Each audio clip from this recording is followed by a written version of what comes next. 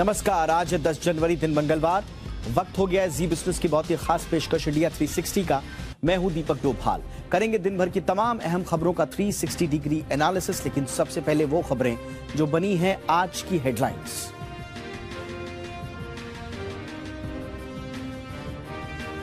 जोशीमठ में लगातार बढ़ रही हैं दरारें, प्रभावित भवनों की संख्या हुई 650 के पार। असुरक्षित होटल गिराने की कार्रवाई से पहले मुआवजा देने की मांग पर अड़े स्थानीय लोग। सुप्रीम कोर्ट में 16 जनवरी को होगी सुनवाई। दिल्ली समेत उत्तर भारत में ठंड की बाढ़, दिल्ली आने वाली 36 ट्रेन लेट, 40 उड़ानों में भी देरी। मौसम विभाग ने जताया आज से ठंड कम होने का अनुमान। रियल एस्टेट में शानदार तेजी इस साल भी बरकरार। देश के टॉप 8 शहरों में घरों की बिक्री 9 साल के टॉप पर। दिल्ली एनसीआर में घरों की बिक्री सालाना आधार पर 67% बढ़ी। इंडिया 360 में जानेंगे रियल एस्टेट के लिए क्या है 2023 का आउटलुक। सोमवार की तेजी आज हुई धड़ाम। सेंसेक्स 625 अंक से ज्यादा टूटा। निफ्टी में करीब 200 अंकों की भारी गिरावट। बैंक, इंफ्रा, आईटी शेयरों में गिरावट ज्यादा। जी बिजनेस की खबर पर फिर लगी मुहर। सेबी ने कॉर्पोरेट बॉन्ड इंडेक्स के डेरिवेटिव को दी मंजूरी।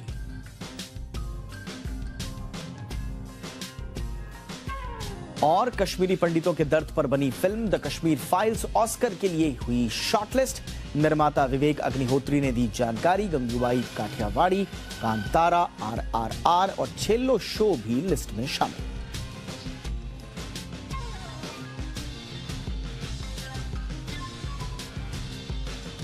तो ये तो रही हेडलाइंस। अब जरा सुबह से लेकर शाम तक क्या क्या हुआ ये आपको बताते हैं। पूरे दिन की कहानी टॉप न्यूज में।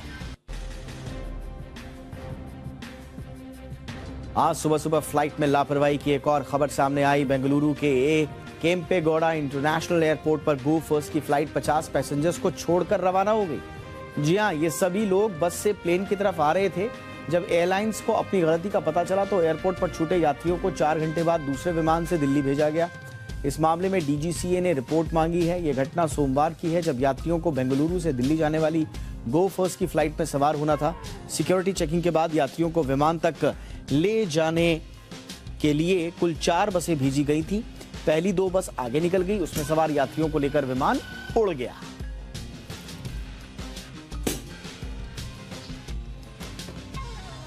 वहीं मॉस्को से गोवा जा रहे चार्टर्ड विमान में बम होने की सूचना के बाद हड़कंप मच गया। इसके बाद तत्काल इसकी जामनगर में आपात लैंडिंग कराई गई और सुरक्षा दस्ते ने विमान के अंदर जांच की।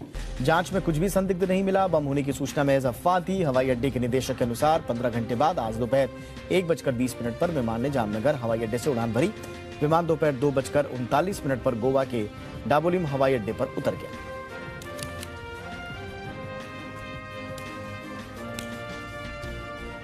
वहीं भारत जोड़ो यात्रा के बीच राहुल गांधी आज हरियाणा के अंबाला से अमृतसर पहुंचे। यहां उन्होंने गोल्डन टेम्पल में माथा टेका। केसरिया पगड़ी पहने हुए राहुल गांधी के साथ प्रताप सिंह बाजवा समेत पार्टी के कई बड़े नेता मौजूद रहे। 2 बजे राहुल गांधी गोल्डन टेम्पल के अंदर दर्शन के लिए चले गए। अंदर उन्होंने माथा टेकने के बाद कुछ समय कीर्तन सुनने की इच्छा जाहिर की। ब्लू स्टार ऑपरेशन के बाद ये पहली बार था जब गांधी परिवार का कोई सदस्य गोल्डन टेम्पल के अंदर कीर्तन सुनने के लिए बैठा हो। करीब 20 मिनट तक राहुल गांधी कीर्तन कर रहे सिंह साहिबानों के पीछे बैठे रहे। दूसरी तरफ बॉम्बे हाईकोर्ट ने बाइक टैक्सी नीति को लेकर महाराष्ट्र सरकार को फटकार लगाई है। जस्टिस गौतम पटेल और जस्टिस SG डिगे की खंडपीठ ने कहा कि राज्य सरकार इस मुद्दे को लेकर अधर में लटकाकर नहीं रख सकती। पुणे और मुंबई में बाइक टैक्सी सर्विस चलाने वाली कंपनी रोपेन ट्रांसपोर्टेशन की याचिका पर सुनवाई करते हुए कोर्ट ने सरकार को फटकार लगाई। सुनवाई के दौरान महाधिवक्ता बीरेंद्र सर्राफ ने अदालत को बताया कि सरकार ने इसके लिए कोई नीति या दिशा निर्देश जारी नहीं किया है। इस पर कोर्ट ने कहा कि आप इसे लटका कर बिल्कुल नहीं रख सकते, आपको निर्णय लेना ही होगा। भारतीय सेना के खिलाफ विवादित टिप्पणी के मामले में जवाहरलाल नेहरू विश्वविद्यालय छात्र संघ की पूर्व उपाध्यक्ष शेहला रशीद की मुश्किलें बढ़ती दिख रही हैं। दिल्ली के उपराज्यपाल विनय कुमार सक्सेना ने शेहला रशीद के खिलाफ मुकदमा चलाने की स्वीकृति दे दी है। न्यूज एजेंसी ANI ने LG ऑफिस के हवाले से ये जानकारी दी है जेएनयू की पूर्व छात्रा शेहला रशीद ने 18 अगस्त 2019 को भारतीय सेना को लेकर कई विवादित बयान दिए थे। शेहला ने एक के बाद एक कई ट्वीट कर भारतीय सेना पर कश्मीरी लोगों पर अत्याचार करने के संगीन आरोप लगाए। इन ट्वीट्स को लेकर दिल्ली पुलिस ने शेहला के खिलाफ राजद्रोह का मामला दर्ज किया। फिलहाल ये मामला कोर्ट में है। उत्तर प्रदेश के हापुड़ में बोरवेल में गिरे 4 साल के बच्चे को सुरक्षित निकाल लिया गया है। बच्चे को करीब 5 घंटे बाद निकाला जा सका। बच्चा बोरवेल में फंसने के बाद से लगातार रो रहा था। रेस्क्यू में जुटी एनडीआरएफ की टीम ने बच्चे को पाइप के जरिए बच्चे को ऑक्सीजन, पानी और दूध की सप्लाई की। बच्चे को बाहर निकालने के बाद उसे अस्पताल में भर्ती कराया गया। अभी वो डॉक्टर्स की निगरानी में है और स्वस्थ है।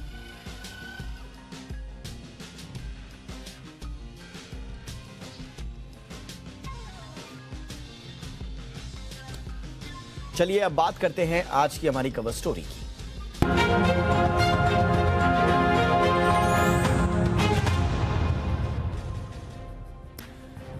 रियल एस्टेट कोरोना की मार से पूरी तरह से उबर चुका है। ये हम नहीं बल्कि 2022 के आंकड़े बता रहे हैं। नाइट फ्रैंक इंडिया ने दूसरी छमाही की रिपोर्ट जारी की है। इस रिपोर्ट के मुताबिक साल 2022 रियल एस्टेट के लिए शानदार साबित हुआ है और अभी भी रियल एस्टेट में शानदार तेजी बरकरार है। रिपोर्ट के मुताबिक देश के टॉप 8 शहरों में घरों की बिक्री 9 साल के टॉप पे है, तो वहीं ऑफिस सेगमेंट में ट्रांजैक्शन सालाना आधार पर 36% तक बढ़ा है। घरों की बिक्री में सबसे ज्यादा तेजी एनसीआर में देखी गई है। एनसीआर में सालाना 67% बिक्री बढ़ी है। तो वहीं दाम की बात करें तो सभी प्रॉपर्टी मार्केट में कीमतें 4 से 7% तक बढ़ चुकी हैं। रिपोर्ट के मुताबिक ऑफिस मार्केट के लिए सबसे ज्यादा बेंगलुरु और एनसीआर को पसंद किया जा रहा है। बेंगलुरु में 1,45,000 वर्ग फीट, तो वहीं एनसीआर में 89 लाख वर्ग फीट के ट्रांजैक्शन दर्ज किए गए। 2022 के शानदार आंकड़े हैं। जो रफ्तार 2022 में दिखी है वो 2023 में भी दिखने के पूरे आसार हैं। ये साफ साफ तौर पर रिपोर्ट कहती है। एक्सपर्ट्स को उम्मीद है कि 2023 में भी रियल एस्टेट के लिए अच्छी डिमांड रहने की पूरी गुंजाइश है। न सिर्फ मेट्रो शहरों में बल्कि देश के टियर 2 मार्केट्स में भी अच्छी डिमांड देखने को मिल सकती है। 2022 में नागपुर, कोयंबटूर, भुवनेश्वर जैसे जो शहर हैं उनमें रियल एस्टेट ग्रोथ इंजन के तौर पर सामने आए हैं। एक्सपर्ट्स को उम्मीद यह है कि 2023 में रियल एस्टेट डिमांड में 10 से 15% की बढ़ोतरी देखने को मिल सकती है। दूसरी तरफ सप्लाई साइड भी मजबूत नजर आ रही है। 2023 में कई बड़े प्रोजेक्ट्स पर काम शुरू होने की उम्मीद है। 2023 में न सिर्फ डिमांड और सप्लाई बेहतर रहेगी बल्कि प्रॉप टेक यानी कि प्रॉपर्टी टेक का इस्तेमाल भी खूब बढ़ने की संभावना है। 2022 में ही लोगों ने 3D व्यू और वर्चुअल टूर जैसी फैसिलिटीज का खूब इस्तेमाल किया है, बढ़ाया है। 2023 में भी प्रॉप टेक में नए इनोवेशंस आने की लगातार उम्मीद है। और इस वक्त इस मुद्दे पर चर्चा करने के लिए मेरे साथ नाइट फ्रैंक इंडिया के एग्जीक्यूटिव डायरेक्टर गुलाम जिया साहब जुड़ चुके हैं। गुलाम जी, बहुत बहुत स्वागत है आपका। काफी शानदार इकोसिस्टम जो है और पिक्चर जो है वो पेश करती है नाइट फ्रैंक की ये रिपोर्ट। मेन जो है इंपॉर्टेंटली जो मुझे लगता है कि जो पेंट अप डिमांड हमने 2022 में देखी, जो एक खासा पेन पॉइंट रहा है रियल एस्टेट का, वो पेंट अप डिमांड 2023 में भी जारी रहेगी। क्या रिफ्लेक्ट कर रहा है, ये किस तरह की सेहत बयां कर रहा है ये डेटा सर?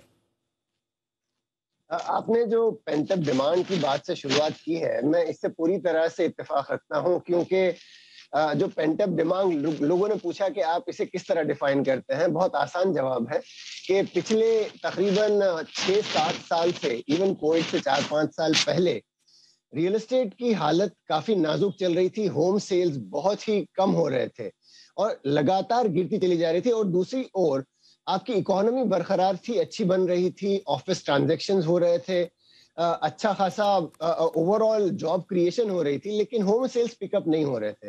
तो वो जो 4-5 साल थे और उसके बाद कोविड भी आया, कोविड के दरमियान लगातार तकरीबन कम से कम 10 से 15 हजार सालाना मकान कम बिकते दिखाई दिए थे। और उस कारण से हम जो पेंटअप डिमांड को आंक रहे हैं वो तकरीबन 2.5-3 लाख का तो पेंटअप डिमांड ही बना हुआ है।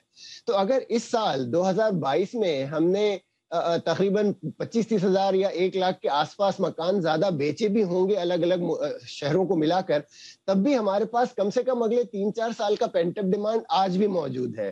तो ये एक बहस ये सामने आई है कि पेंटअप डिमांड की कमी ना होने के कारण अगले चंद साल अच्छे गुजरेंगे। हालांकि दूसरी तरफ होम लोन इंटरेस्ट रेट में बढ़ोतरी भी देखी गई है, लेकिन कंज्यूमर पिछले 4 महीनों में उसका कोई असर लेते दिखाई नहीं दिए। एब्सोल्युटली। और घरों की बिक्री भी जो है वो 9 साल के टॉप लेवल पर है। आपने कहा कि ये बहुत अच्छे संकेत हैं, खास तौर से जो इन्वेंट्रीज ऑलरेडी पड़ी हुई हैं। हालांकि आपने कहा कि पेंटअप का एक बड़ा बैकलॉग हमारे पास ऑलरेडी है, 4-5 साल तक हमको लगातार इसी तरह की पिक्चर देखनी होगी, तब जाके कुछ बात बन पाएगी। लेकिन 2023 किस तरह की ब्रॉडर पिक्चर पेश कर रहा है एक आम कंज्यूमर के लिए, होम बायर के लिए? क्योंकि मैं देख रहा हूं कि रिपोर्ट बता रही है कि 7 से 10% तक घरों की जो लागत है वो भी बढ़ी है, कॉस्ट भी बढ़ी है। तो 2023 कैसा रहेगा सर? अगर कॉस्ट आगे बढ़ती है तो फिर क्या वही मूड, वही मोमेंटम रहेगा घर खरीदने का? देखिए, हम इस वक्त सीधे सीधे बात कर लें अफोर्डेबिलिटी की। अफोर्डेबिलिटी का जो मुद्दा है, इसके ऊपर 2 मिनट अगर हम गौर करें तो हमारे कंज्यूमर्स के लिए काफी सुविधा होगी मामला पूरी तरह से समझने में। और वो यूं है कि जहां एक तरफ होम लोन इंटरेस्ट की कीमतों में पिछले 6 महीने में लगातार 4 तकरीबन बढ़ोतरियां आ चुकी हैं, दूसरी तरफ कॉस्ट ऑफ कंस्ट्रक्शन काफी हद तक स्टेबल रहा है। मतलब ये कि जब वॉर शुरू हुई थी रशिया और यूक्रेन की, तो ये समझा गया था कि पेट्रोल की कीमतें आसमान को छुएंगी और उसकी वजह से कंस्ट्रक्शन कॉस्ट पर एक बहुत बड़ा असर देखने को आएगा। लेकिन हमारे मुल्क में पेट्रोलियम की कॉस्ट को लेके इतना बेहतरीन एक समा देखा गया है कि जहां दूसरी तरफ लोगों को पेट्रोल की कीमतों से लेके दिक्कत हुई है, भारतवर्ष में इसका कोई इफेक्ट देखने नहीं मिला। और उसका सीधा साधा effect real estate cost per भी आया है कि जो एक तरफ अटकलें लगाई जा रही थी कि कॉस्ट ऑफ कंस्ट्रक्शन बहुत बढ़ जाएगी, दर हकीकत ये कॉस्ट ऑफ कंस्ट्रक्शन पिछले 2-3 महीनों में या तो स्टेबल रही है या चंद परसेंटेज पॉइंट गिरी है। और दूसरी ओर रियल एस्टेट डेवलपर्स को भी इस चीज का बखूबी अंदाजा हो चला है कि उनके ट्रांजैक्शंस, उनके सेल्स, उनकी बिक्री का सारा दारोमदार इसी पर है कि मकान अफोर्डेबल बने रहें, लोग उसे अफोर्ड कर पाएं। ये इसके लिए बहुत जरूरी है। तो उस जो रफ्तार को, मकानों के बेचने की रफ्तार को बरकरार रखने के लिए डेवलपर को अंदाजा हो गया है कि प्राइस को बुरी तरह ना बढ़ाया जा सकता है।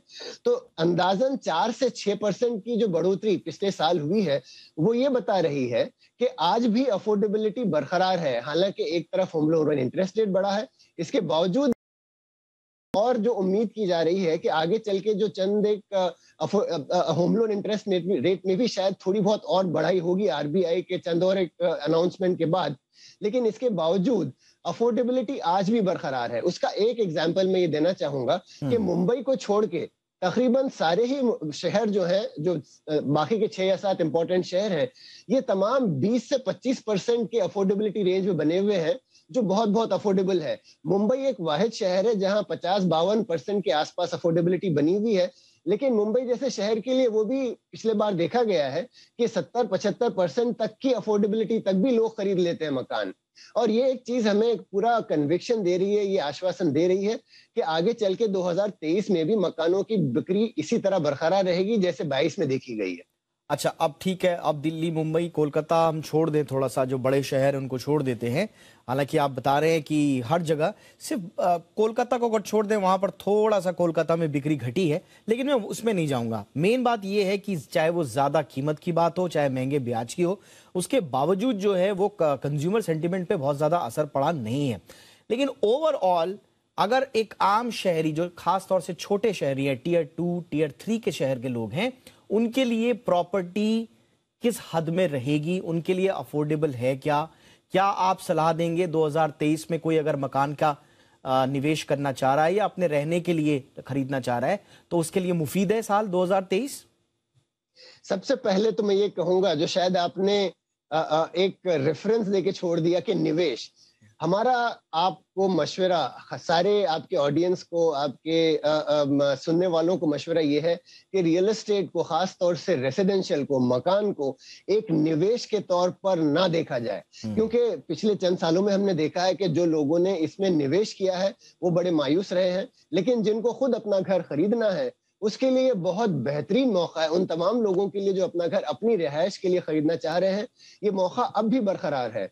2022 में काफी होम लोन इंटरेस्ट रेट को लेके उतल फुतल मची है, लेकिन 2023 अब स्टेबल होता दिखाई दे रहा है। प्राइस की अगर बढ़ोतरी 4-5%, 6% बढ़ती भी है तो फिर भी वो इन्फ्लेशन के दरों से नीचे है। तो आज भी ये बरकरार है, ये माहौल बना रहा है कि आप अगर खुद अपने रिहाइश के लिए मकान खरीदना चाहते हो तो 2023 भी आपके लिए 2022 जैसा ही सहूलत के साथ बना रहेगा। तो हमारी सभी से यही एक मशवरा सबसे रहेगा, अगर अपना मकान खरीदना चाह रहे हैं तो बिल्कुल गो हेड, और आपके लिए सही वक्त है। अच्छा, ये बात हो गई मकानों की। अब हम देख रहे हैं कि जो छोटे शहर हैं वहां पर लोग अब छोटे छोटे एंटरप्रेन्योर बन रहे हैं। अब वो अपनी छोटी छोटी दुकानें लेना चाहते हैं, ऑफिसेज लेना चाहते हैं। हम देख रहे हैं इस बार आप बता रहे हैं कि तमाम भू राजनीतिक चुनौतियों के बावजूद जो ऑफिस स्पेस डिमांड है वो भी शानदार रही है। तो 2023 ऐसे लोगों के लिए जो अपना नया कारोबार चलाना चाहते हैं, नए इंस्टीट्यूशंस खोलना चाहते हैं, ऑफिसेज खोलना चाहते हैं, उनके लिए कैसा रहेगा? डिमांड तो हम देख रहे हैं बहुत अच्छी है, लेकिन डिमांड के साथ साथ कहीं रेट्स तो नहीं बढ़ जाएंगे? देखिए, अब ऑफिस जहां तक सवाल है कमर्शियल स्पेस का, ये पिछला 2022 का साल पिछले हिस्टोरिक तारीखी तौर पर शायद ये दूसरा साल है जहां पर हमने इतनी रिकॉर्ड बिक्री या इतनी रिकॉर्ड अब्जॉर्प्शन देखी है। इससे पहले, कोविड से पहले 60 मिलियन स्क्वायर फीट की जो अब्जॉर्प्शन हुई थी उसके बनिस्बत 52 मिलियन हिस्टोरिकली दूसरे नंबर पर इतनी बेहतरीन ट्रांजैक्शंस हुई हैं। 2023 में हालांकि ये ग्लोबल जो सिनेरियोस छाया हुआ है, चाहे वो ग्लोबल रिसेशन की बात कर लें या जो वॉर, यूक्रेन रशिया वॉर अब भी मुकम्मल तौर पे खत्म नहीं हुई है, तो इन सारी चीजों का असर ऑफिस मार्केट पर दिखाई देगा। क्योंकि हमारा ऑफिस मार्केट आज भी दुनिया के सारे ममालिक से आज भी जुड़ा हुआ है। काफी सारा आउटसोर्सिंग का, स्पेशली आईटी वगैरह का काम जो है आज भी हमारे मुल्क में दूसरे मुल्कों से, यूरोप से और अमेरिका वगैरह से आता रहता है। उस वजह से ऑफिस स्पेस पर थोड़ी सी प्रेशर दिखाई देगी, लेकिन इसका सीधा साधा जो असर है वो हमारे लोकल डिमांड पर है। जो हमारे एंटरप्रेन्योर्स हैं, जो हमारे मेक इन इंडिया मूवमेंट की बात हो रही है, जिसकी वजह से जो डिमांड क्रिएट होता रहेगा, उसके लिए शायद कहीं ना कहीं एक उम्मीद की किरण है कि चूंकि डिमांड इतना ज्यादा बढ़ता हुआ नहीं दिख रहा है तो प्राइस राइज या रेट इंक्रीज हमें इतना ज्यादा होता हुआ नहीं दिखेगा। तो वो सारे जो इंजीनियर्स, एंटरप्रेन्योर्स हैं, जो हमारे लोकल बिजनेसमैन हैं, उनके लिए मुझे लगता है कि ये अच्छा माहौल है। 2023 में हम रेंट इंक्रीज बहुत ज्यादा नहीं देख रहे हैं, क्योंकि शायद डिमांड जो हमारा करंट 2022 का रहा है उसके बनिस्बत 2023 में थोड़ा कम होता दिख रहा है। शायद 45-46 मिलियन के आसपास का आंकड़ा हम देख रहे हैं, जो शायद 2023 का प्रोजेक्शन हम जिसे बता रहे हैं। तो ये सारी सिचुएशन ऐसी है जो ऑक्यूपायर के हक में जाती है, जो स्पेस जिन्हें इस्तेमाल करनी है उनके हक में डायरेक्टली जाती है, और उनके लिए शायद ये अच्छा मौका रहेगा कि जहां रेट ज्यादा बढ़ते हुए दिखाई नहीं देंगे। ठीक सर, अब मेरा एक आखिरी सवाल है। मैंने हालांकि पूरी डिटेल्स में ये वो सेगमेंट नहीं पढ़ा, या शायद इस बात का जिक्र भी ना हो कि जो फंसे हुए प्रोजेक्ट्स हैं और जहां पर लोग फंसे हुए हैं, क्या उनका जो भी प्रॉब्लम है, डिस्प्यूट है, क्या वो रिजॉल्व होता हुआ नजर आ रहा है? कुछ बचे हुए, कुछ अगर कोई तस्वीर अगर इस तरह की हो, क्योंकि बहुत सारे लोग हैं जो सालों से डिस्प्यूट में फंसे हुए हैं, बिल्डर्स भी फंसे हुए हैं, कंज्यूमर्स भी फंसे हुए हैं, तो वो उस मोर्चे पर कुछ आपको दिख रहा है कि तेजी आई है, या 2023 किस तरह का रहने वाला है? बैकलॉग क्लियर्स होंगे? सबसे पहले तो मैं ये कहूंगा कि आज से तकरीबन 3 साल पहले जब government of India finance ministry ने एसबीआई के अंतर्गत वो स्वामी नाम की एक स्कीम शुरू की, जो इस तरह के सारे फंसे हुए मकानात को मुकम्मल करने के लिए एक सेपरेट फंड कायम किया गया, और स्वामी के अंतर्गत काफी जबरदस्त एक्टिविटीज हुई हैं। पिछले 2 सालों में हमने कई सारे ऐसे फंसे हुए प्रोजेक्ट्स को मुकम्मल होता देखा है। काफी बड़े बड़े मकान, कई हजारों मकानों को हमने मुकम्मल होता देखा है। अब ये समझना जरूरी है कि ये एक बहुत बड़ा मसला है जो पिछले कई सालों से इकट्ठा होता चला आया है। तो शायद ये साल 2 साल में पूरी तरह से सॉर्ट आउट ना हो पाए, लेकिन इसकी रफ्तार काफी सेटिस्फैक्टरी रही है, काफी हमें इत्मीनान बख्श रही दिख रही है। और ये कि आज की तारीख में कम से कम 70-75 प्रोजेक्ट पर स्वामी ऑलरेडी रेजोल्यूशन मोड में आया हुआ है और सॉर्ट आउट किया चला जा रहा है। आगे बढ़ते हुए भी हमें उम्मीद है कि गवर्नमेंट स्वामी का जो स्वामी फंड का जो एक्सपांशन है उसे नजर में रखते हुए अगले बजट में हमें उम्मीद है कि गवर्नमेंट इसकी फंड को, इसकी राशि को और बढ़ाएगी ताकि इसका फायदा और कई सारे फंसे हुए प्रोजेक्ट्स को मिल पाए।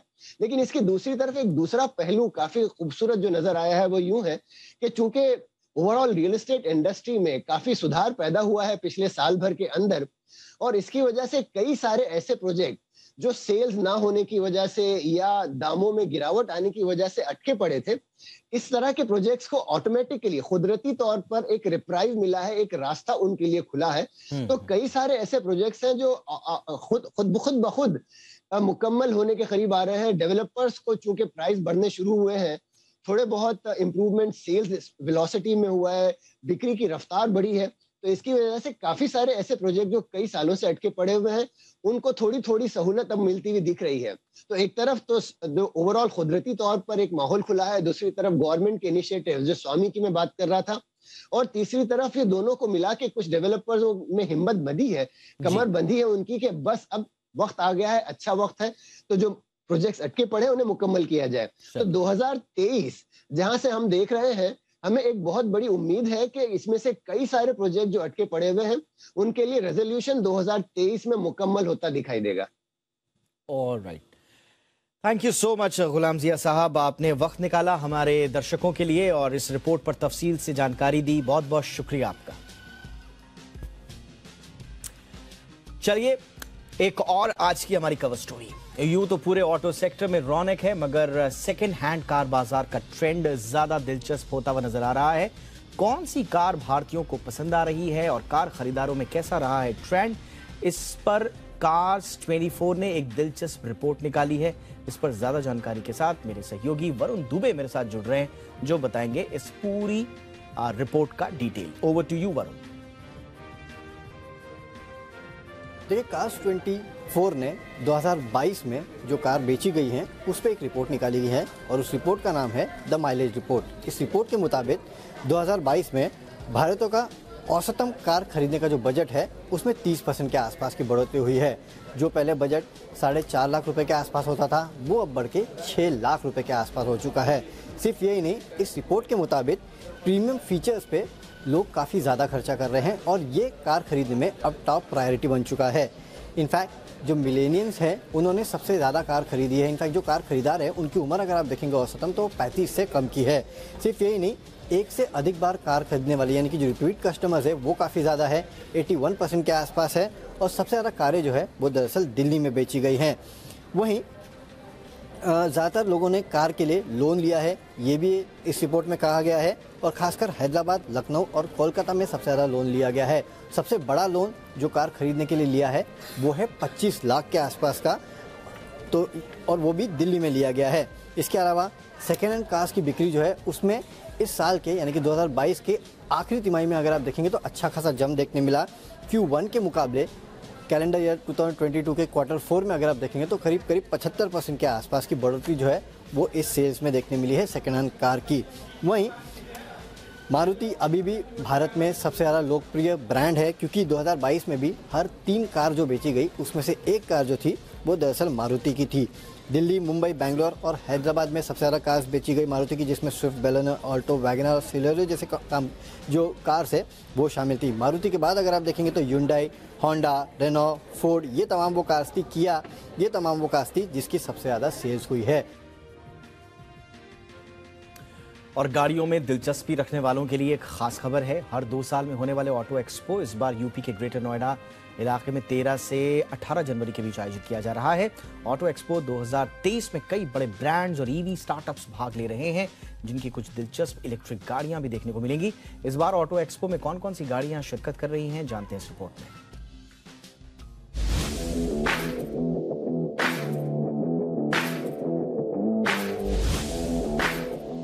भारत की सबसे बड़ी कार कंपनी मारुति सुजुकी से शुरुआत करते हैं। कंपनी ने कंफर्म किया है कि वो कई नई मॉडल्स को शोकेस करने के लिए ऑटो एक्सपो में हिस्सा लेगी। कंपनी ने ये भी कंफर्म किया है कि वो कुछ नई कार भी पेश करेगी, जिनमें Jimny 5 door model, Baleno based YTV cross hatchback, new electric concept और flex fuel engine based WagonR जैसी कार शामिल हो सकती हैं। देश की दूसरी सबसे बड़ी ऑटो कंपनी टाटा मोटर भी इस इवेंट में हिस्सा लेगी।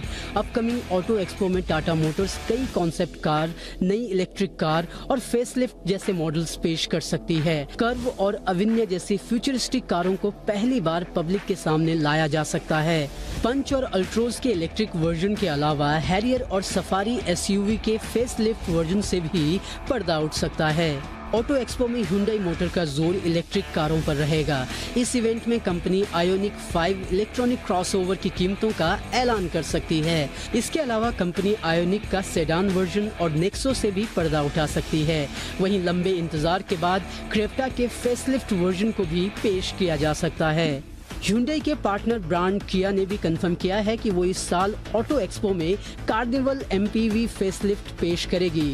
कंपनी ने ये भी कंफर्म किया है कि इस इवेंट में 3 रो इलेक्ट्रिक SUV को भी शोकेस किया जाएगा। इसके अलावा कंपनी भारतीय बाजार में सोरेंटो मिड साइज SUV को भी पेश कर सकती है। जापानी automobile company Toyota auto expo में हाई राइडर और इनोवा हाई क्रॉस जैसी स्ट्रॉन्ग हाइब्रिड गाड़ियां लॉन्च करने के लिए तैयार है। इसके साथ ही GR Corolla, Mirai fuel cell electric car और प्रियस जैसी धांसू कारें टोयोटा कॉर्नर का आकर्षण रहेंगी। लग्जरी कार बनाने के लिए मशहूर टोयोटा का ब्रांड लेक्सस इस साल के ऑटो एक्सपो में हिस्सा लेने वाली इकलौती लग्जरी कार कंपनी है। लग्जरी ब्रांड ने हाल ही में RX SUV का टीजर जारी किया है। अपकमिंग कार को अगले हफ्ते होने वाले इवेंट में पेश किया जा सकता है। इसके अलावा कंपनी न्यू लैंड क्रूजर 300 से भी पर्दा उठा सकती है। British car brand MG motor auto expo में हेक्टर SUV का न्यू जनरेशन मॉडल शोकेस कर सकता है। इस इवेंट में हेक्टर 2023 को भी लॉन्च किया जा सकता है। हेक्टर के अलावा सबकी निगाहें 3 दरवाजों वाली सस्ती इलेक्ट्रिक कार एयर पर होगी। MG मोटर इस इवेंट में MG4 इलेक्ट्रिक कार को भी पेश कर सकती है। चाइनीज ऑटो कंपनी भारतीय इलेक्ट्रिक सेगमेंट में एंट्री लेने वाली लेटेस्ट कंपनी है। पिछले साल ही कंपनी ने एटो 3 इलेक्ट्रिक SUV को लॉन्च किया है। चाइनीज ब्रांड भारत में अपनी लाइनअप को बढ़ाना चाहता है, इसीलिए ऑटो एक्सपो में कुछ नए मॉडल्स पेश किए जा सकते हैं, जिनमें इलेक्ट्रिक सेडान सील भी शामिल हो सकती है। Bengaluru based EV startup company Pravaig Dynamics भी ऑटो एक्सपो में हिस्सा ले रही है। Company latest model Defy electric SUV के साथ ऑटो एक्सपो का सफर शुरू करेगी। 1 हफ्ते तक चलने वाले इवेंट में company electric of road military SUV से भी पर्दा उठा सकती है। अक्षय घुगे, जी मीडिया। एक छोटे से ब्रेक के लिए रुकते हैं। ब्रेक के उस पार कुछ महत्वपूर्ण खबरें। ट्विटर पर शिकायत करना जालसाजों को फ्रॉड करने का न्योता दे रहा है, कैसे बचना इससे, इस पर बात और साथ ही साथ खबर लेंगे जोशीमठ की भी एक छोटे से ब्रेक के बाद।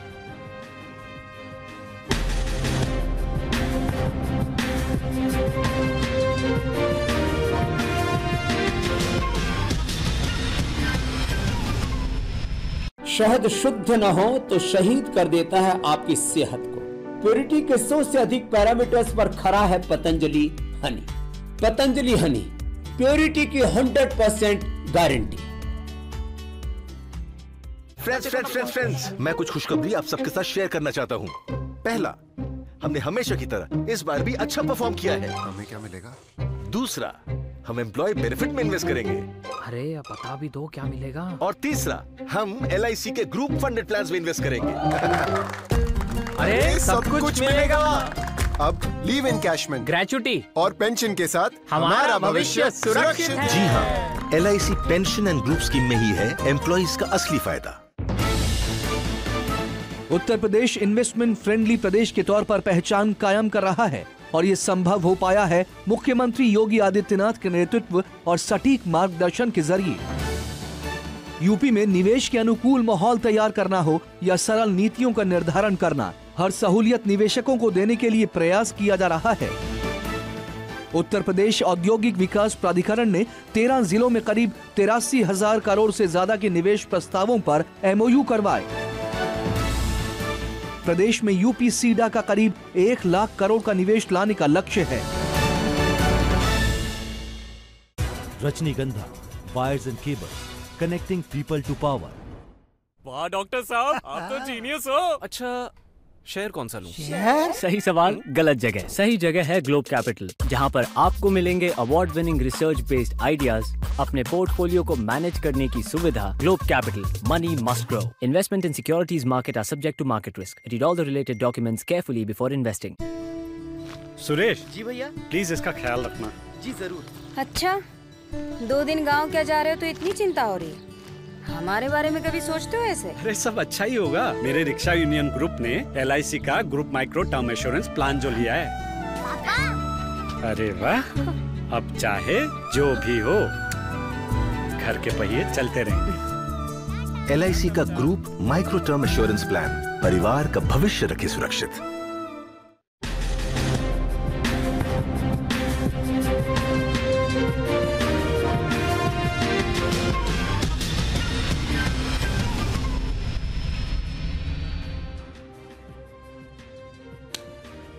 जोशीमठ का संकट गहराता जा रहा है। जमीन धंसने से जिन घरों में दरारें आ गई हैं, उनकी 3 स्तरों पर मार्किंग होने लगी है। जो इमारतें अति संवेदनशील हैं, उन्हें आज से ही ढहाने की शुरुआत होनी थी, लेकिन ऐसा हो नहीं पाया। CBRI की टीम ने सोमवार को मलारी इन और माउंट व्यू होटल का सर्वे किया। आज इन दोनों होटल से भवनों को ढहाने की शुरुआत होनी थी, लेकिन लोगों के प्रदर्शनों की वजह से ऐसा नहीं हो पाया। जोशीमठ के निवासियों की मांग है कि जब तक उन्हें मुआवजा नहीं दिया जाता, तब तक वो यहां से हटेंगे नहीं। बहुत से ऐसे परिवार भी हैं जो घर छोड़ने को तैयार नहीं है। जोशीमठ शहर में असुरक्षित भवनों की संख्या लगातार बढ़ती जा रही है। अब तक कुल 678 भवन चिन्हित किए जा चुके हैं। सुप्रीम कोर्ट ने हालांकि जोशीमठ पर दायर याचिका पर तत्काल सुनवाई से इनकार करते हुए अब 16 जनवरी को अगली सुनवाई की तारीख तय की है। लेकिन सवाल ये है कि क्या अब जोशीमठ को बचाया जा सकता है? ये लगातार सवाल उठ रहे हैं और इस पर अलग अलग जो ऑब्जर्वेशंस हैं वैज्ञानिकों की वो आ रही हैं। क्या वहां पर अब अंतिम उपाय यही है कि पूरे के पूरे शहर को शिफ्ट कर दिया जाए, या फिर वहां पर अभी भी रिहायश लायक स्थितियां बची हुई हैं? इस पर बहुत अलग अलग इलाकों में जो लोग हैं वो अपने अपने स्तर पर रिसर्चेस कर रहे हैं, अपने अपने ऑब्जर्वेशंस दे रहे हैं। लेकिन आज हम एक ऐसी रिपोर्ट आपके सामने लेकर आए हैं जो कि साइंटिफिक एविडेंस बेस्ड रिपोर्ट है। जोशीमठ पर एक अनजान सा खतरा मंडरा रहा है। हम उस पर बातचीत करने की कोशिश करेंगे। ये जो खतरा है ये वहां की भौगोलिक परिस्थितियों से जुड़ा हुआ है और एक साइंस के एक कॉन्सेप्ट से जुड़ा हुआ खतरा है। ये साइंस से जुड़ा हुआ एक कॉन्सेप्ट क्या है, हम इस पर नजर डालेंगे ताकि वहां पर जो लेट लतीफी हो रही है, हमें सुनने में यह आया है कि जो प्रशासन है वहां पर काफी लेट लतीफी कर रहा है। वहां पर आज भी जो वहां पर जमींदोज किए जाने थे होटल्स, उनको जमींदोज इसलिए नहीं किया जा पाया क्योंकि वहां पर स्थानीय बाशिंदे और जो स्थानीय प्रशासन है उनके बीच में एक रस्साकसी चल रही है और वो है मुआवजे को लेकर। लेकिन हमारा ये मानना है कि ये मुआवजा हो या फिर दूसरी बातें हो, अगर इनको जल्द तो क्यों देर हो जाएगी। इसलिए हम आपको बीच में एक ऐसी ऑब्जर्वेशन लेकर आए हैं जो कि प्रोफेसर MPS बिष्ट, जो कि जाने माने भूगर्भ शास्त्री हैं, इस इलाके का सर्वे भी उन्होंने किया है। 1975 से रिसर्च वो कर चुके हैं इस इलाके में। उनके हवाले से आज हम इस एक अनजान संकट की बात कर रहे हैं और इस अनजान संकट का नाम है परमाफ्रॉस्ट का सिद्धांत। आपने बहुत सुना होगा परमाफ्रॉस्ट क्या है, इसका सिद्धांत क्या है, लेकिन जोशीमठ के संदर्भ में हम ये बात क्यों कर रहे हैं। देखिए, आपको कुछ तस्वीरों के जरिए परमाफ्रॉस्ट का जो जोशीमठ कनेक्शन है वो समझाने की कोशिश करते हैं। ये जोशीमठ का मैप आप रोज आजकल देख रहे होंगे। ये जो स्लोप है, कहा जा रहा है कि ये मोरेन पर बसा हुआ शहर है पूरा का पूरा। मोरेन यहाँ के यानी के एक मलबे का ढेर है। जब 20,000 साल पहले जब यहाँ पर ग्लेशियर्स रहे होंगे या यहाँ तक ग्लेशियर्स रहे होंगे, उसके बाद ग्लेशियर्स जो हैं अपनी जगह से खिसक गए और यहाँ पर एक मलबे का स्लोप रह गया, एक ढेर रह गया, जिसके ऊपर, जिसे मोरेन कहा जाता है, इसके ऊपर ये जोशीमठ बसा हुआ है। हमने पिछली बार भी आपको बताया था। अब परमाफ्रॉस्ट क्यों कह रहे हैं, जरा परमाफ्रॉस्ट की जो सिद्धांत है उसको समझने की कोशिश कीजिए। देखिए, परमाफ्रॉस्ट क्या है। देखिए, परमाफ्रॉस्ट एक तरह से फ्रोजन लैंड है। फ्रोजन लैंड का मतलब एक ऐसी जमीन जो कि जम जाती है बर्फ की तरह, और साइंस की भाषा में ऐसी लैंड जो कि सब जीरो टेम्परेचर में जमी हुई है और अगर 2 साल तक यही परिस्थिति रहती है तो उसे परमाफ्रॉस्ट कहा जाता है। जैसे आप इस तस्वीर के जरिए देख रहे होंगे, एक परमाफ्रॉस्ट का उदाहरण हम आपको दिया है। ऊपर ही आपको एक्टिव लेयर दिख रही होगी, यानी कि मिट्टी की लेयर है, और बीच में ये जो बर्फ टाइप का है ये दरअसल जमी हुई जमीन ही है और इसको पूरी की पूरी परमाफ्रॉस्ट की परिकल्पना कहते हैं। अब होता क्या है, जब जमीन जम जाती है उसके बाद अगर टेम्परेचर बढ़ने से यह परमाफ्रॉस्ट पिघलता है तो फिर भूगर्भीय हलचलें होती हैं और इसके ऊपर यदि कोई कंस्ट्रक्शन होगा तो वो खतरे में होगा। अब जोशीमठ के संदर्भ में हम इसलिए बात कर रहे हैं क्योंकि प्रोफेसर एमपीएस बिष्ट का यह कहना है कि जोशीमठ में जो दरारें, एक बार फिर से मैं कहूंगा जोशीमठ का मैप अगर आप दिखा पाएं, देखिए जोशीमठ में जो बड़ी बड़ी चौड़ी चौड़ी दरारें हैं जो इस पूरे इलाके में आई हैं, अब होगा क्या, वहां पर अंदर पानी भर रहा है लगातार और आशंका यह है कि अब से कुछ दिनों बाद वहां पर आसपास बर्फ पड़ जाए। अब अगर बर्फ पड़ी तो वो जो पानी अंदर डिब्रीज में भर रहा है, जो गैप्स में भर रहा है या इन दरारों में जा रहा है, वो जम जाएगा और अगर वो जम जाएगा तो एक टेम्परेरी परमाफ्रॉस्ट की स्थिति वहां पर उत्पन्न हो जाएगी और होगा क्या कि वॉल्यूम लगभग 10% बढ़ जाएगा। एक तो उस वॉल्यूम के बढ़ने का खतरा और दूसरा, अगर अगले दिन, आज रात माना सब जीरो टेम्परेचर में ये दरारें बर्फ में तब्दील हो गई जो पानी है और अगले दिन फिर सूरज निकलेगा, वो फिर पिघलेंगी तो जोशीमठ का पूरा ये जो मोरेन है और इनके जो क्रैक्स हैं इनमें श्रिंक होना और फिर उसका पिघल जाने का जो सिलसिला है वो चलेगा और इस तरह से वहां पर एक भूगर्भीय हलचल पैदा होगी जो कि बहुत खतरनाक हो सकती है। इसीलिए डॉक्टर एमपीएस बिष्ट का भी कहना है, दूसरे साइंटिस्ट का भी कहना है, वहां पर जल्द से जल्द वहां पर इवैक्यूएशन, रेस्क्यू जितनी जल्दी हो सके वो करना बहुत जरूरी है। तो ये परमाफ्रॉस्ट है और परमाफ्रॉस्ट के बारे में हम आपको बताया था, ये परमाफ्रॉस्ट की अवधारणा है। आप देखेंगे जो आर्कटिक रीजन है उसमें ये पूरी स्थिति रहती है, ग्रीनलैंड है और अमेरिका का जो अलास्का रीजन है, जो रशिया है बहुत बड़ा रीजन है, चाइना का भी है और ईस्टर्न आप यूरोप देखेंगे तो पूरा का पूरा इलाका इसी तरह की जो जमी हुई जमीन है उससे पटा पड़ा है। इनफैक्ट अगर नॉर्दर्न हेमिस्फीयर की बात करें हम, उत्तरी गोलार्ध जिसे कहा जाता है, तो पूरा का पूरा 15% जो है उत्तरी गोलार्ध का हिस्सा जो है वो परमाफ्रॉस्ट से लैस है और कई इलाकों में जो ये भरा पड़ा है। लेकिन इसको थोड़ा सा जोशीमठ से जोड़ने के हमारे मायने ये थे कि परमाफ्रॉस्ट वहां अभी नहीं है लेकिन एक टेम्परेरी सिचुएशन जरूर बन सकती है, इसलिए थोड़ा सा वहां पर जो रेस्क्यू ऑपरेशंस हैं उनको तेज करना बहुत जरूरी है। अब एक बड़ा सवाल ये भी उठता है कि अब जोशीमठ का क्या होगा। हमारे साथ इस वक्त बहुत ही खास मेहमान जुड़ चुके हैं। प्रोफेसर एससी नैनवाल सर हमारे साथ हैं, जाने माने भूगर्भ शास्त्री हैं और जोशीमठ पर काम कर चुके हैं। इस पूरे इलाके का शोध भी उन्होंने किया है। आज ही वो हमारी रिक्वेस्ट पर हमारे साथ जुड़े हैं, अभी जोशीमठ से होते हुए आ रहे हैं, वहां का हाल भी उन्होंने समझा है और एक सॉल्यूशन की बात भी नैनवाल सर उन लोगों में से हैं जो सॉल्यूशन की बात कर रहे हैं कि आगे जोशीमठ को कैसे बचाया जा सकता है। नैनवाल सर बहुत बहुत स्वागत है आपका जी बिजनेस में and thank you so much sir, आपने वक्त निकाला। सर बहुत बातें हो रही हैं और हर जगह अगर हम देखे जाए तो कहा जा रहा है कि Joshimath of point of no return की स्थिति में आ चुका है, यहां से हम वापस नहीं जा सकते, लेकिन क्या अभी भी कोई गुंजाइश है सर कि जोशीमठ को हम बचा पाएं? धन्यवाद दीपक जी, मेरी आवाज आपको मिल रही है? यस सर, मिल रही है सर। थोड़ा सा इंटरनेट में कुछ प्रॉब्लम है, आपकी आवाज मुझे कट कट के आ रही है। आप बोलिए सर, आपकी आवाज हम सुन सकते हैं। आज मैं गया था जोशीमठ को वहां पर देखने। हाँ, तो बेसिकली जिस स्लोप की हम बात कर रहे हैं, जोशीमठ एक बहुत बड़ा शहर,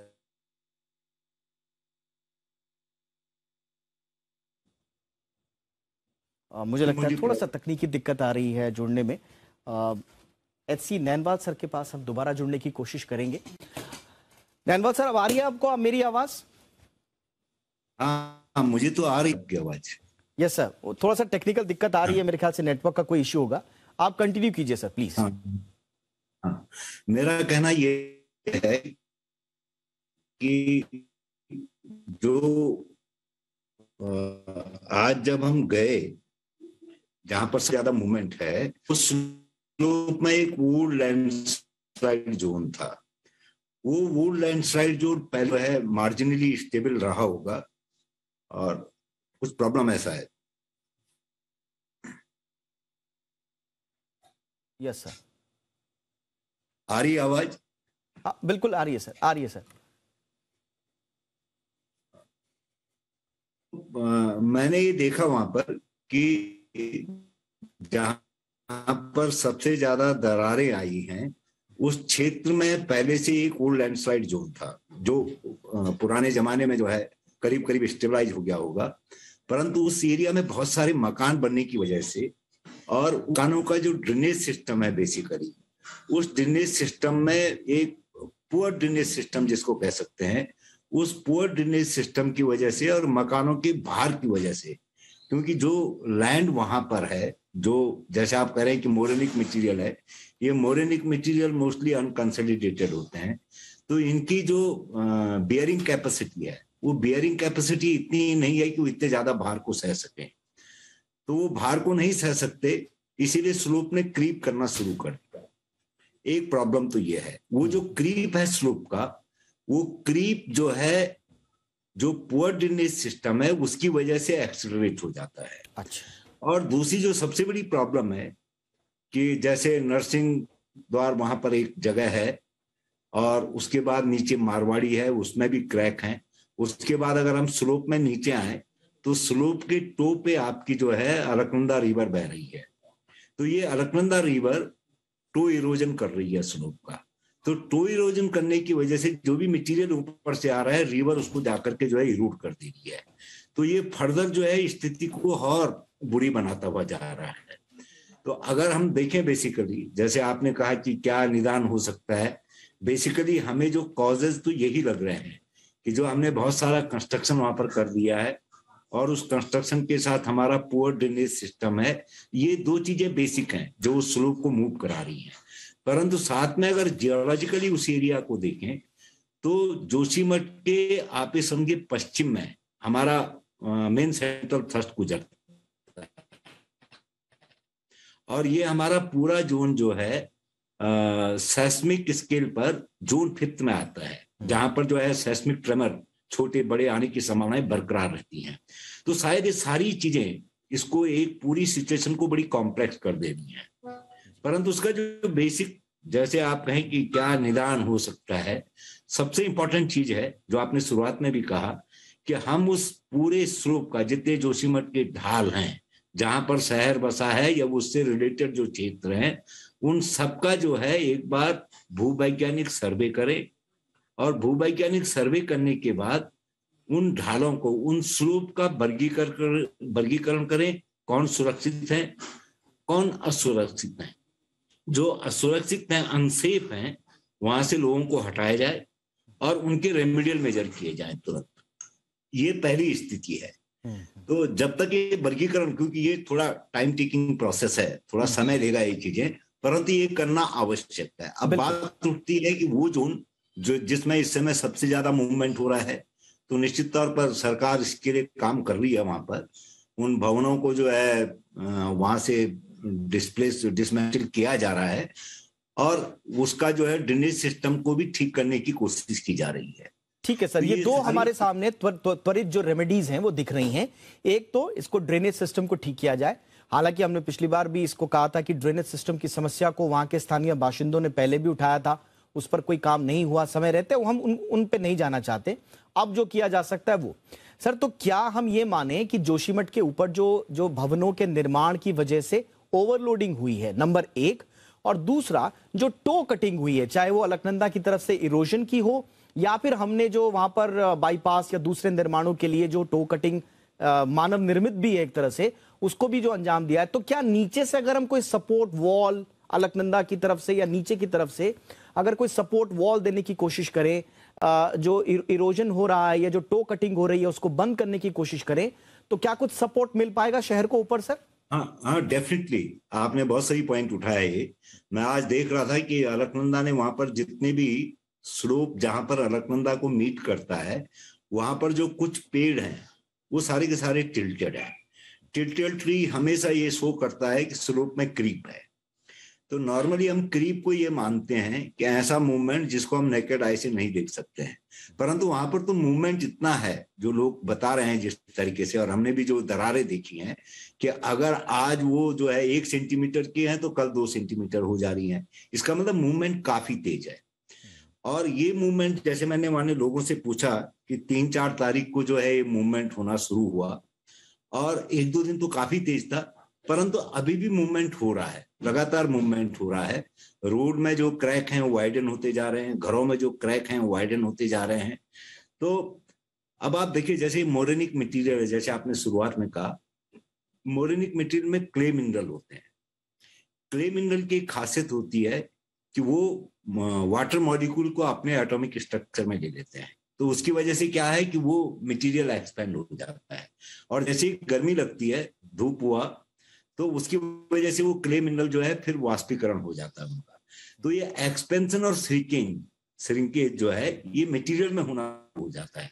तो इसकी वजह से भार की वजह से जो क्रैक डेवलप हुए वो इस मुर्दा, ये जो मोरेनिक मटेरियल है, इसके कैरेक्टर की वजह से एक्सपेंशन और श्रिंकिंग की वजह से और वाइडन होते जाते हैं। और साथ में मैंने कहा कि इसके साथ साथ जो टो इरोजन है वो एक प्रॉब्लम है अलग से। दूसरा, एरिया सेस्मिकली बहुत संवेदनशील है। तो जो 1, 2, 3 मैग्नीट्यूड के अर्थक्वेक जिनको हम लोग सामान्य जन उसको अनुभव नहीं कर पाता, शायद इस तरह की एक्टिविटी भी वहां पर होती रहेंगी, क्योंकि हम उच्च हिमालय में हैं और जो हमारा एरिया है वो मेन सेंट्रल थ्रस्ट के बहुत नजदीक है। तो जो हिमालय की जो विवर्तनिकी है, जो स्ट्रक्चरल फ्रेमवर्क है, बेसिकली ये भी स्थिति को और कॉम्प्लेक्स बना देता है। एब्सोल्युटली, आपने बिल्कुल सही कहा। हमारे दर्शकों को बता दें, सेस्मिक जोन 5 यानी कि सबसे ज्यादा अति संवेदनशील श्रेणी जो होती है भूकंपीय दृष्टि से, सेस्मिक जोन में बांटा जाता है 1 to 5 के स्केल में। तो सेस्मिक जोन 5 यानी कि सबसे ज्यादा संवेदनशील भूकंपीय दृष्टि से ये इलाका है, यानी कि यहाँ पर भूकंप आने की संभावनाएं ज्यादा है। कुछ भूकंप, जैसा सर बता रहे हैं कि हमको शायद महसूस भी नहीं होते, लेकिन वो लगातार जो वहाँ की जो पारिस्थितिकी है उसको चेंज करते रहते हैं, तो इस लिहाज से बड़ा महत्वपूर्ण हो जाता है। एक आखिरी सवाल सर मेरा, अभी कुछ मैं रिपोर्ट्स पढ़ रहा था, कुछ लोगों से भी बातचीत हो रही थी कि अभी भी सरकार के आदेश के बावजूद वहां पर जो एक्टिविटीज हैं, कंस्ट्रक्शन एक्टिविटीज हैं, वो थम नहीं रही हैं। कहा यह जा रहा है, जो कंपनीज हैं वो कह रही हैं कि साहब हम तो अंदर कंट्रोल्ड ब्लास्टिंग कर रहे हैं। तो क्या ये बहुत ज्यादा खतरनाक नहीं है इस स्थिति में भी आप वहां पर कंस्ट्रक्शन कर रहे हैं?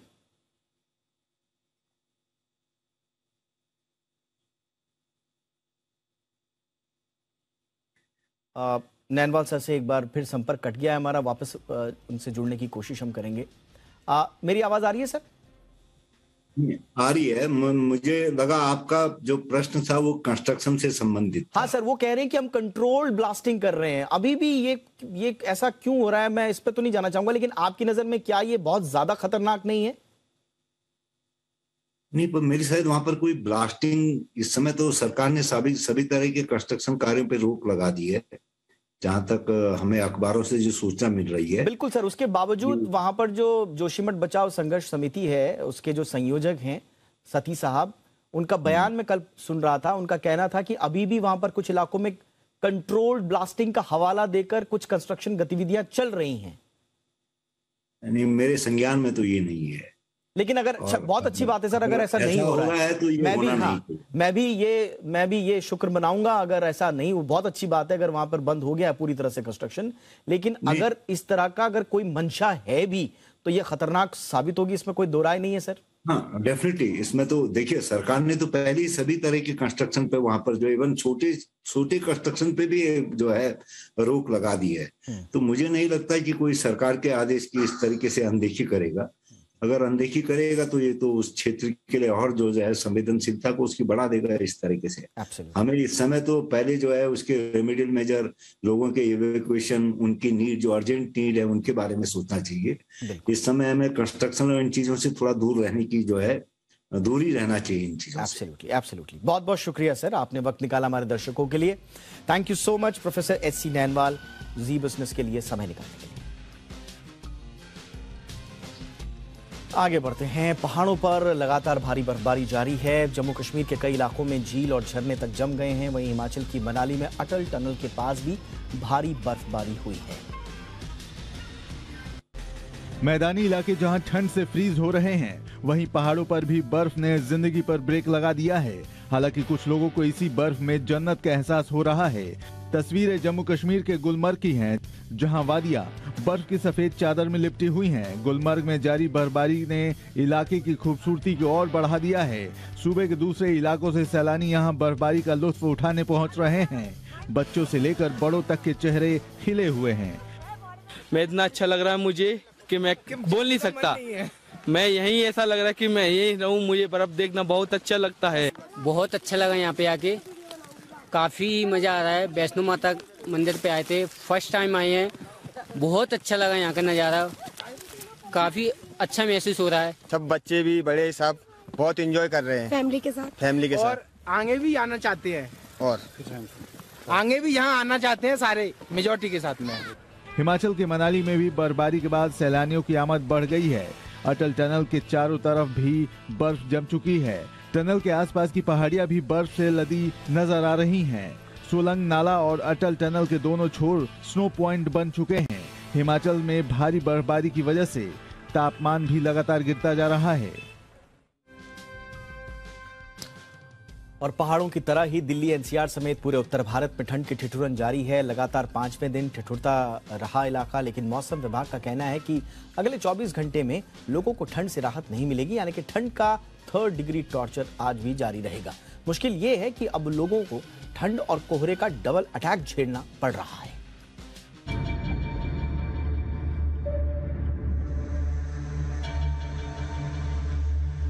कोहरे में लिपटी दिल्ली का हाल देखिए। सूरज की रोशनी तक लोगों को ठीक से नहीं मिल पा रही, लेकिन मुश्किल सिर्फ सूरज की रोशनी को लेकर ही नहीं है।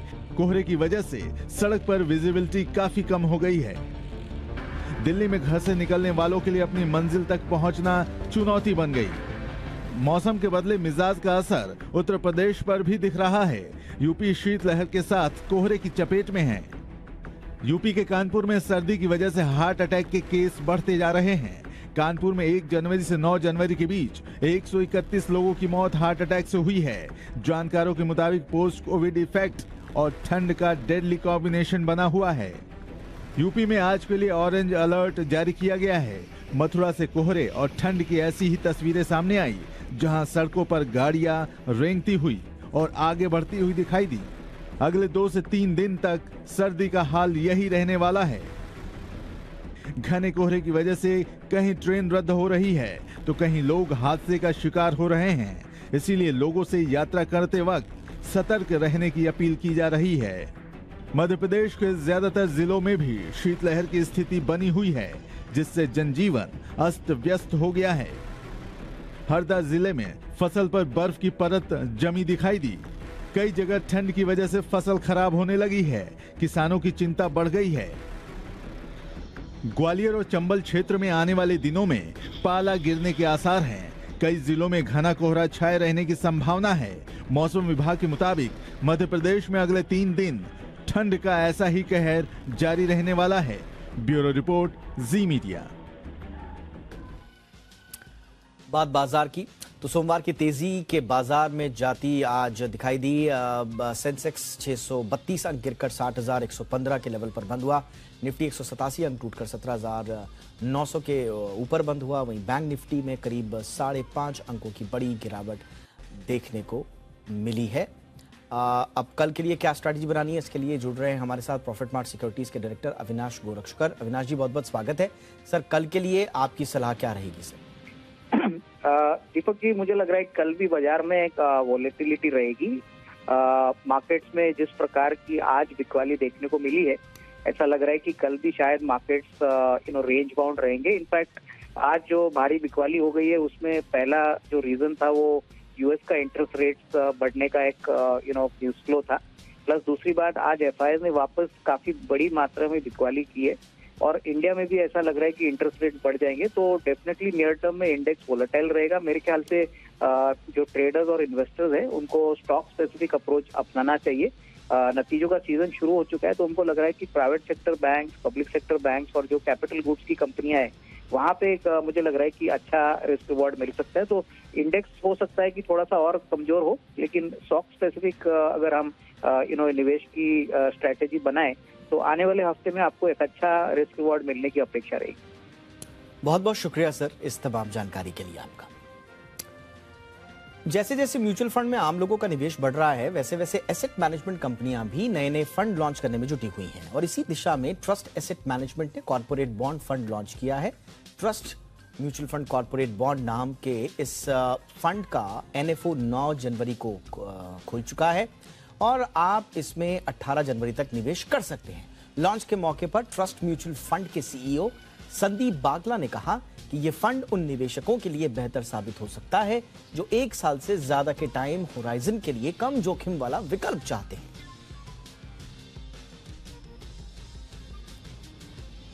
तो इंडिया 360 में आज बस इतना ही। इजाजत दीजिए और हैशटैग याद रखिए #ZIndia360। कोई राय कोई सुझाव हो तो जरूर भेजिएगा। नमस्कार।